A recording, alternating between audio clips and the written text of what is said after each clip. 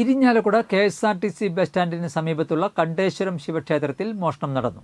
പുലർച്ചെ 4:30-യോടെ ക്ഷേത്രത്തിലെത്തിയ മേൽശാന്തിയാണ് നടപ്പുരയിലുള്ള ഭണ്ഡാരത്തിന്റെ പൂട്ട് പൊളിച്ച നിലയിൽ കണ്ടെത്തിയത്. ക്ഷേത്രം അധികൃതർ വിവരം അറിയിച്ചതിനെ തുടർന്ന് ഇരിഞ്ഞാലക്കുട പോലീസ് സ്ഥലത്തെത്തി അന്വേഷണം ആരംഭിച്ചു. CCTV ക്യാമറയിൽ നിന്ന് ലഭിച്ച ദൃശ്യങ്ങളിൽ നിന്ന് രാത്രി 12 മണിയോടെയാണ് മോഷ്ടാവ് പിക്കാസുമായി എത്തിയതെന്ന് വ്യക്തമായിട്ടുണ്ട്. എന്നാൽ ഇതിന് തൊട്ടു മുൻപ് വരെ ഇവിടെ ആൾക്കാർ ഉണ്ടായിരുന്നതായും ഇവർ പോയതിന് തൊട്ടു പിന്നാലെയാണ് മോഷണം നടത്തിയിരിക്കുന്നതെന്നും ക്ഷേത്രം ഭാരവാഹികൾ പറഞ്ഞു. ആഴ്ചകൾക്ക് മുൻപാണ് ക്ഷേത്രത്തിലെ ഭണ്ഡാരം തുറന്ന് പണം എടുത്തിരുന്നത്. ഇതിനാൽ തന്നെ അധികം തുക നഷ്ടപ്പെടാൻ ഇടയില്ലെന്നും 5000-നും 10,000-നും ഇടയിൽ തുക ഉണ്ടാകാൻ സാധ്യതയുണ്ടെന്നും ക്ഷേത്രം അധികൃതർ പറഞ്ഞു.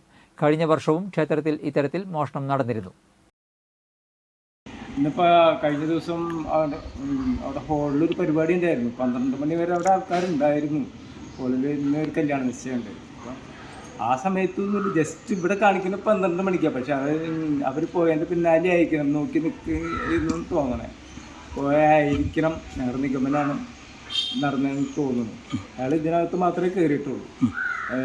4:30 മണിക്ക് മേശാന്തി നട തുറക്കാൻ വന്ന് ഫ്രണ്ടിലൂടെ വന്ന് നോക്കിയപ്പോൾ തുറന്നിറക്കണ കണ്ടിട്ട് അപ്പോൾ ഇവിടുത്തെ ഉണ്ണികൃഷ്ണൻ എന്ന് പറഞ്ഞ സ്റ്റാഫിനെ വിളിച്ചു, ഇങ്ങനെ സംഭവമുണ്ട്,